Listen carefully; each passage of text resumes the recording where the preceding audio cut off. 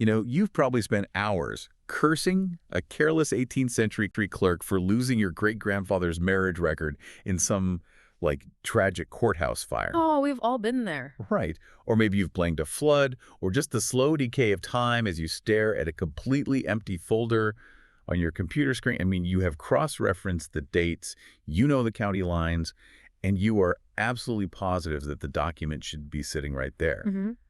But what if I told you the record didn't burn? What if, legally speaking, the government made sure that record never existed in the first place?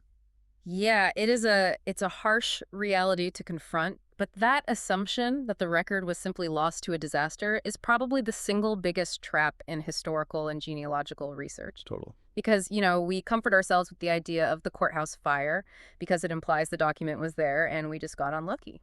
And that comforting illusion is exactly why we are plunging into today's deep dive. We are looking at a truly eye-opening set of sources today. It's an insightful article, and the accompanying presentation slides by Susan Aumaier, and they're titled History and Genealogy Are Not Separate Pursuits. Part 1, Why Records Exist. Yes. And I have to tell you, these sources completely upend the traditional approach to digging into the past. Because usually we treat history and genealogy as two separate things, right? Right. History is the macro, Yeah. the wars, the treaties, the sweeping economic shifts. And genealogy is the hyper-specific hunt for one person's birth date. But Aumaier's central thesis is that you cannot separate the two, because the macro-level history is the very machinery that manufactured the micro-level paper trail. Wow. Yeah. The historical world determined what was recorded, who had the authority to record it, and honestly, whether your ancestor was deemed important enough to be written down at all. So our mission for this deep dive is to completely rewire how you think about those missing historical records. We are going to explore how two massive societal pillars, which are law and religion, literally dictated every single drop of ink on the historical page. Exactly. And by the end of this conversation, you're going to look at a blank search result, not as a failure, but as a clue. Oh, Okay, let's unpack this. I think the best place to start is with that paradigm shift. Because there's this great visual in Aumaier's slides. It shows a piece of burning parchment right next to a blank piece of paper and an inkwell. Oh, I love that graphic. Right, because instead of banging our heads against the desk asking, why can't I find this record, we have to step back and ask a much more foundational question. What's fascinating here is the question should be, should this record ever have existed in the first place? Which is such a brilliant reframe. It makes me think about it like this. Imagine trying to find someone's social media profile, but the year is 1992. You can search all you want. You can get incredibly frustrated that you can't find their photos or their status updates, but it's not that their profile was deleted or hidden by some algorithm. The entire architecture for that system literally did not exist yet. Right. You were searching for something outside of its historical reality. Well, your 1992 social media analogy works on one level because it highlights the technological limit. But when we look at historical records, it actually goes deeper. And it gets a bit more sinister, honestly. Sinister how? Well, it wasn't just that the administrative technology didn't exist. It's that the colonial authorities actively didn't want certain people to have a profile at all. You can't find what the system was actively designed to exclude. Okay, but I have to push back a little here. A digital profile in 1992 is one thing, but we are talking about major universal life events. Sure. People have always gotten married. People have always had children. Wouldn't a local government, regardless of the era, inherently want a record of its own citizens, just for basic administration? And that assumption right there, that the government cared about vital statistics for the sake of vital statistics, that is projecting our modern administrative state onto the past. Oh, interesting. And that brings us to the first great pillar of record creation, which is law. The law dictated the ink. Every single historical document you will ever find exists for one of three reasons. A law required it, a law permitted it, or a law actively discouraged it. So it wasn't just clerks writing things down for posterity. Not at all. Let's make this concrete, because the sources provide a fantastic case study on how restrictive this actually was, specifically looking at colonial Virginia. Right. If you were a couple living in Virginia in the mid-1700s, getting married wasn't just a matter of saying vows in front of your family. There was a massive legal apparatus dictating exactly how you did it. And that apparatus was completely monopolized by the Anglican Church, right? Exactly. Until late in the colonial period, only Anglican ministers possessed the legal authority to perform and document marriages via a bond and license. Let's pause there, because for a listener who might just think of a marriage license as the piece of paper you signed at City Hall today, the colonial bond and license was a totally different beast. No, completely different. A marriage bond was essentially a financial guarantee. It was a literal pile of money pledged to the governor, swearing that there was no legal impediment to the marriage. Right. So to even generate that record, you needed money, you needed social standing to get a bondsman, and you had to play by the rules of the Anglican Church. Because the mechanism was designed to protect property and ensure legitimate inheritance, not to celebrate romance, and because the Anglican Church was the state religion, they held the keys to this entire legal process. But what if you weren't Anglican? What if your ancestors were part of a dissenting denomination? Let's say they were Baptist or Presbyterian living out on the frontier. Yeah. They were still falling in love. They're still getting married in the eyes of their community, right? They are. But in the eyes of the law, their marriage mechanism was essentially invisible, or at least highly legally precarious. Wow. Dissenting denominations faced severe legal restrictions. The state did not readily empower their ministers to generate those official bonds and licenses. So the law itself created intense friction against that paper trail ever being formed. So if I am sitting here today, ripping my hair out because I can't find a county marriage bond for my Baptist ancestors in colonial Virginia, I'm not failing as a researcher. No, you're not. The record didn't burn in a courthouse fire. The legal monopoly of the era actively prevented that specific piece of paper from being created. Exactly. And what's fascinating here is how the absence of the record tells you the story. The blank space in your folder isn't a lack of information. It is evidence of their religious descent. It's evidence of the legal environment they navigated. That completely flips the script. But it gets even more intense when we look at how the law treated women. Oh, yes. The sources dive into this legal doctrine called coverture.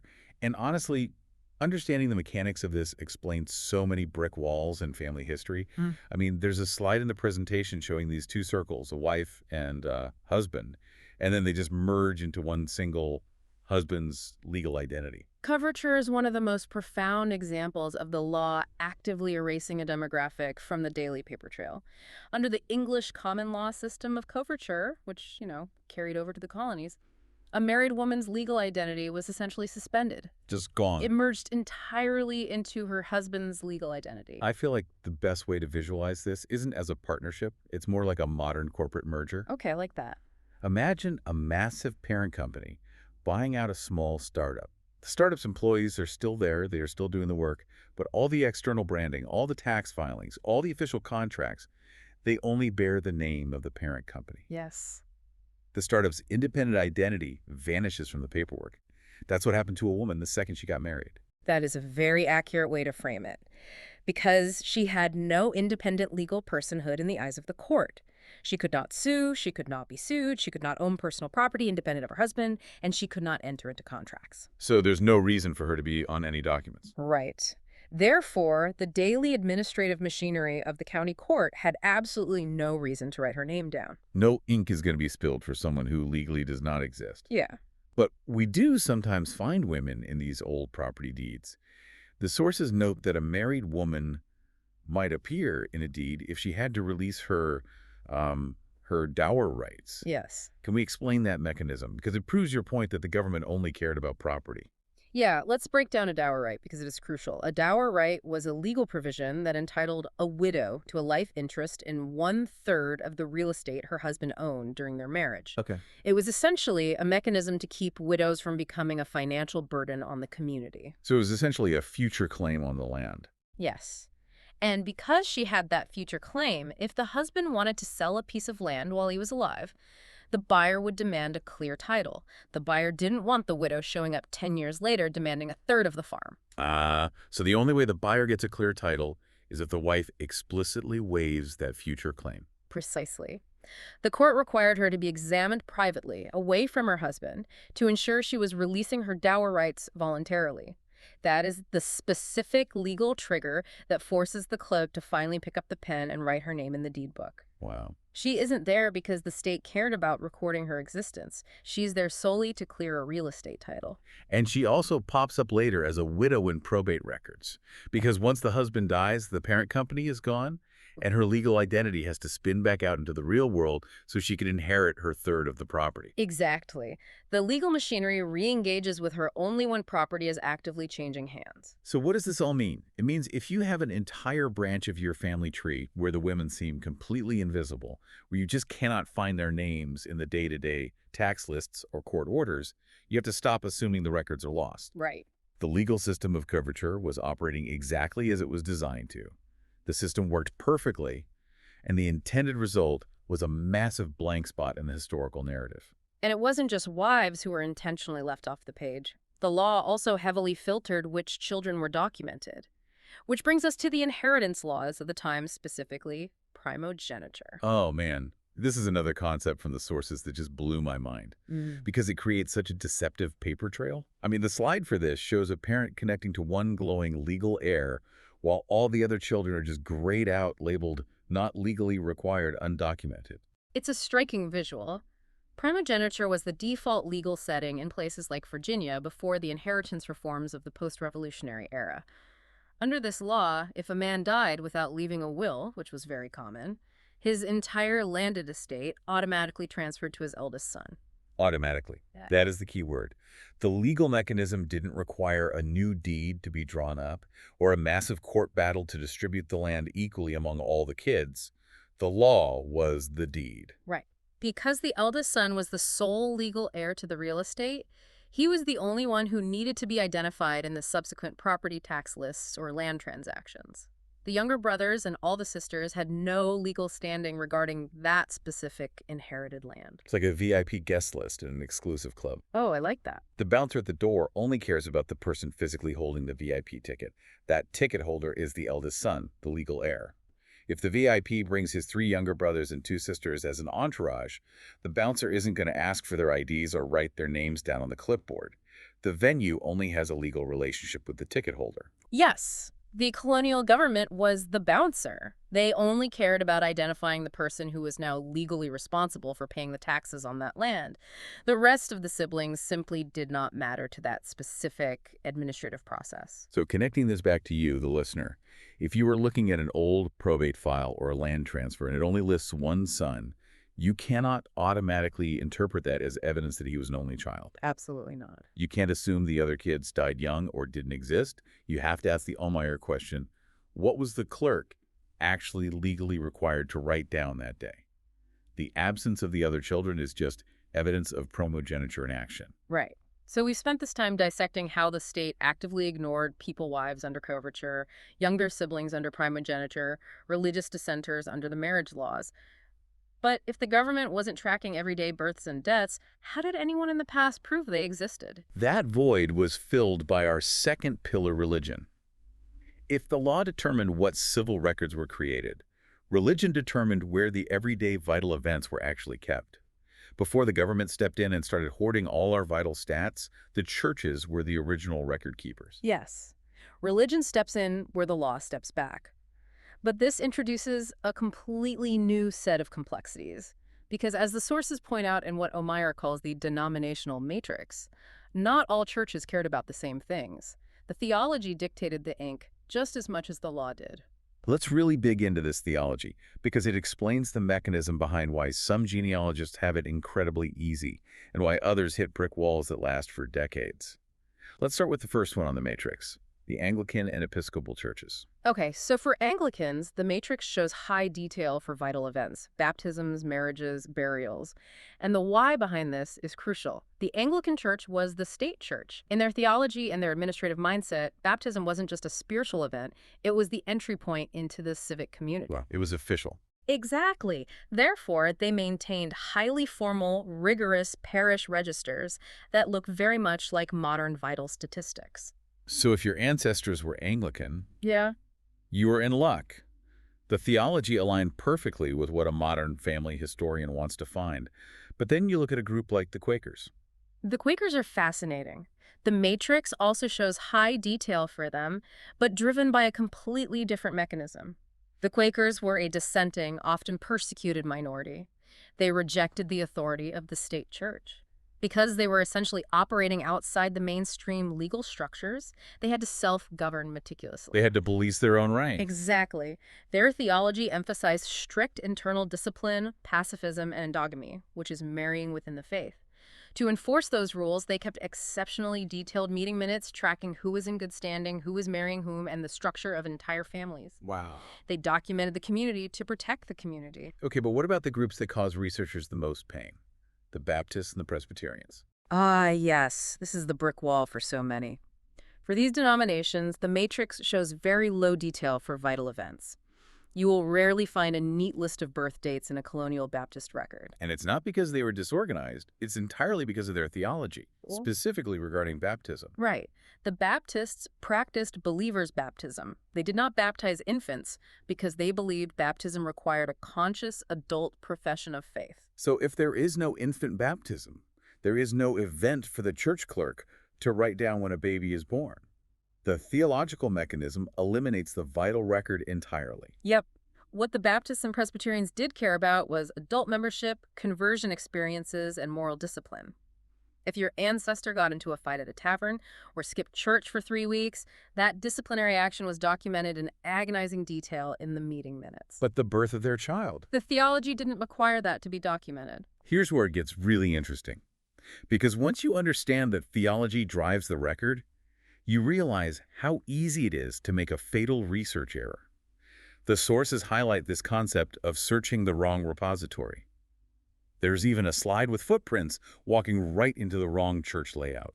It happens all the time. Think about a researcher looking for that Baptist family in Colonial Virginia.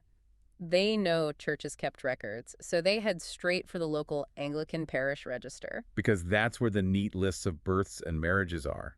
It feels like the logical place to look. Right. They flip through the pages, they don't see their family's name, and they conclude, well, the records are missing, my family isn't documented. It is the equivalent of walking into the wrong building, looking around, and wondering why you don't recognize anyone in the room. You are searching an Anglican book for a family whose theology explicitly kept them out of that book. The records aren't missing. The historical context, knowing the local religious landscape and understanding the rules of that denominational matrix is the only map that tells you where to actually look. If they were Baptist, you shouldn't be wasting your time looking for a formal baptismal register. You should be hunting down the meeting minutes, looking for the day they were admitted to the congregation as adults, or the day they got publicly reprimanded. Exactly. The context completely dictates the strategy. If we connect this to the bigger picture, understanding these two pillars, law and religion, fundamentally transforms your role as a researcher. You stop being a passive file clerk hoping a document falls into your lap, and you become a historical detective. You stop asking, why can't I find this record? And you start asking, what were the legal and theological rules of this specific county in 1760? And what specific paper trail would those rules have logically left behind? Right. It forces you to realize that neither the legal system nor the religious system of the past was designed for you. They did not care about a genealogist looking for a birth date in the year 2026. They were just trying to run their courts, clear their property titles, and manage their congregations. And I should mention, the sources we use today are just part one of Aumaier's work. Today was all about the internal mechanics records that never existed in the first place because of the law or the church. But her next piece tackles the external forces. Yes. What happens when history actively erases the paper trail? We're talking about epidemics that kill the clerks, political upheaval, and yes, actual courthouse fires and floods that destroy the ink after it was spilled. We'll definitely have to save that for another deep dive. It is the necessary second half of the equation. Once you establish that a record actually should have existed based on the laws of the time, then you have to figure out if history allowed it to survive. But before we go, I want to leave you, the listener, with a thought to mull over. We've just spent this entire conversation looking backward, examining how colonial marriage bonds, the doctrine of coverture, primogeniture, and theological habits decided who became legally and historically invisible in the past. We analyze those old systems and easily spot how they left certain people out of the folders. But think about the invisible systems governing our lives right now. The mechanics of documentation haven't stopped. They've just digitized. Right. Think about our modern digital user agreements, our complex international data privacy laws, and corporate cloud storage acting as today's versions of law and religion. They are the twin pillars dictating our modern digital ink.